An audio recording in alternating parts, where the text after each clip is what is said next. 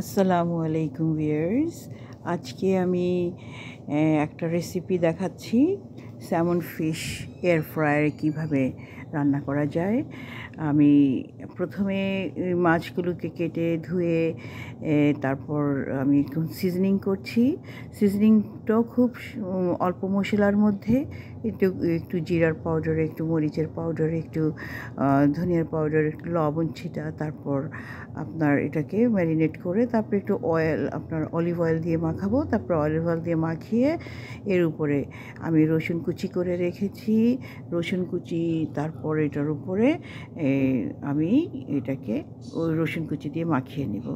তো রেখে কিছুক্ষণ রাখবো এটাকে, আপনার 5-10 মিনিট এরকম রাখার পরে আমি পরে এটা এয়ার ফ্রায়ারে এটাকে কুক করব। তারপর পাশে আমার আজকে স্যামন ফিশের পাশে থাকবে বেগুন ভাজি।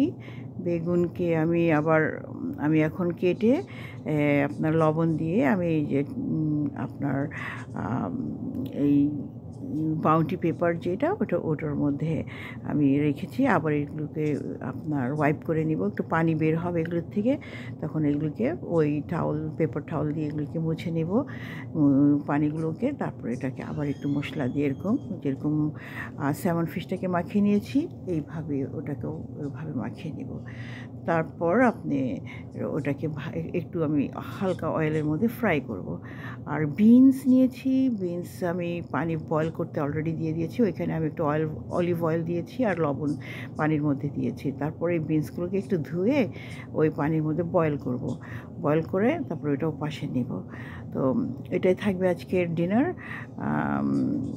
স্যামন ফিশ এয়ার ফ্রায়ারের মধ্যে ফ্রাই হবে, আর হবে বেগুন ভাজি, আর পাশে হবে বিনস। আর এটাই হলো ডিনার। তো এখন আমি দেখাচ্ছি এটা কতক্ষণ রাখার পরেই আমি আবার এই যে এয়ার ফ্রায়ারটা আমি এখানে এনেছি, আমি অ্যালুমিনিয়াম ফয়েল দিয়ে ওটাকে একটুখানি একটু কভার করে নিয়েছি, যাতে আপনার ওই মাছের এই তেলের মতো বের হয়, তো ওগুলো যেন ওটার মধ্যেই থাকে, সুন্দর মতোভাবে কুক হয়ে যাবে। তো যাই হোক, আমি এখন দিচ্ছি এয়ার ফ্রায়ারে। যখন আমি ঢুকাবো তখন আমি আপনার খুব বেশি হলে 15 মিনিট রাখবো, 15 মিনিটের বেশি না, তো কুক হয়ে যাবে 15 মিনিটের ভিতরেই। এটা অলিভ অয়েল, এই যে আমি অলিভ অয়েল দিয়ে এখন এটাকে মাখাবো। উপরে মশলা তো দেওয়া হয়েই গেছে, এখন আজকে বাটার নয়, আজকে অলিভ অয়েল। তো এই হলো আজকে আমার ডিনার পরিবেশন। আর আপনারা যদি এইভাবে ডিনার নেন, রাতে আসলে বেশি খাওয়া উচিত না, বেশি হেভি খানা না, আপনার যত হালকা পাতলা খাওয়া যায় তত ভালো। আর এটাকে আমি প্রিফার করি, বিশেষ করে আমরা যারা হাই প্রেশার, ডায়াবেটিক যারা আছি তাদের জন্য খুবই একটা স্বাস্থ্যকর খাবার এটা। এটার জন্য আমি মাঝে মাঝে একটু মাইন্ড চেঞ্জ করে এইভাবে হালকা পাতলা খাবারের ব্যবস্থা করি। তো আলহামদুলিল্লাহ, আপনারাও চেষ্টা করবেন এইভাবে একটুখানি বানিয়ে একদিন খেয়ে দেখেন কেমন লাগে।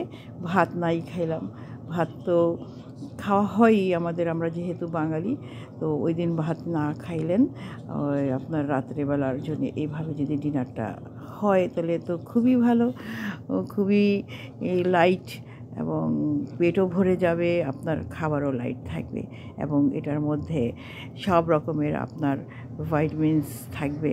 আর এটার মধ্যে আপনার মাছও থাকলো, ভেজিটেবলসও থাকলো,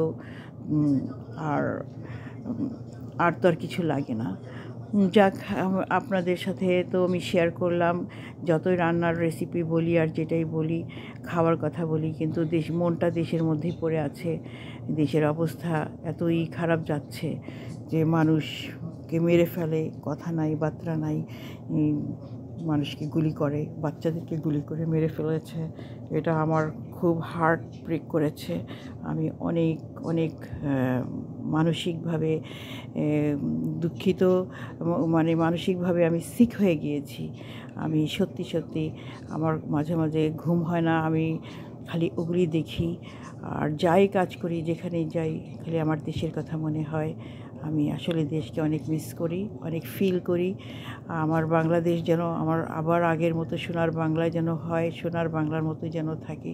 আর যেই আসুক শাসন করতে, সে যেন একটা ভালো মানুষ হয় এবং আমাদের দেশের সবাইকে যেন ভালোভাবে টেক কেয়ার করতে পারে, আমার ওনার নিজের নামকেও রোশন করতে পারে এবং আমার দেশের নামকেও রোশন করতে পারে। উজ্জ্বল, রোশন মানেই উজ্জ্বল আর কি, উজ্জ্বল করতে পারে। সোনার বাংলা যেন সোনার বাংলাই হয়। আর আমাদের সোনার বাংলায় আসলে স্যামন ফিশটা পাওয়া যায় না, কিন্তু এখানে আমি আসলে আমেরিকায় আছি বোধহয় এই মাছটা পাই। এই মাছটা আসলেই খুব টেস্টি, আমার খুব প্রিয় মাছ এটা। আমি এই জন্য মোস্টলি টাইম এখন আমি এটা খাই। কাটাও নেই বেশি, তেল চর্বিও নেই মাছটাতে। আর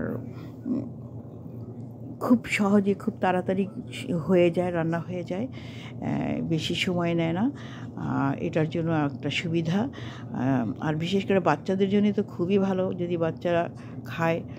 তো আমি বাংলাদেশের মাছ খুবই কম খাই এখন। আমি ইলিশ মাছটা পছন্দ করি, তো মাঝে মাঝে খালি ইলিশটা আর চিংড়ি মাছটা। আর এই স্যামন ফিশ আমার খুব ভালো লাগে, তো এই জন্য আমি প্রায় স্যামন ফিশটা কিনি। আমি এখানে প্রেস করছি, বাট যেটাই হোক আমি 15 মিনিটসের বেশি দিব না। 15 মিনিটই হবে। এখানে 5 দেখাচ্ছে, বাট এটা যাবে 15 মিনিটই। 15 মিনিটের পরে এই যে রান্না হয়ে গেছে। আপনাদেরকে আমি এখন দেখাচ্ছি সার্ভ করার আগে। এটা 15 মিনিটের মধ্যে এত সুন্দরভাবে হয়েছে, এটার কালার অনেক সুন্দর এসেছে। আর ওদিকে বেগুন হচ্ছে, ওদিকে বিনসও হয়ে গেছে। তো আমি ফাইনাল স্টেজে চলে এসেছি। এখন আপনাদেরকে এটা দেখানো হবে সার্ভিং করে। তো ইনশাআল্লাহ একটু ওয়েট করেন, আমি প্লেট আনছি। এই যে সার্ভ করে ফেলেছি এবং আমি মাছটাকে একটু কাঁটা চামচ দিয়ে ভেঙে দেখাচ্ছি যে কত সুন্দরভাবে এটা কুক হয়েছে, ভিতরে কত সুন্দর হয়েছে। আবার যদি আপনারা কোনো সস দিয়ে খান এটাকে, তো আরও মজা পাবেন। এই বিনস, বেগুন ভাজি আর স্যামন ফিশ। থ্যাংক ইউ সবাইকে, থ্যাংক ইউ ফর ওয়াচিং।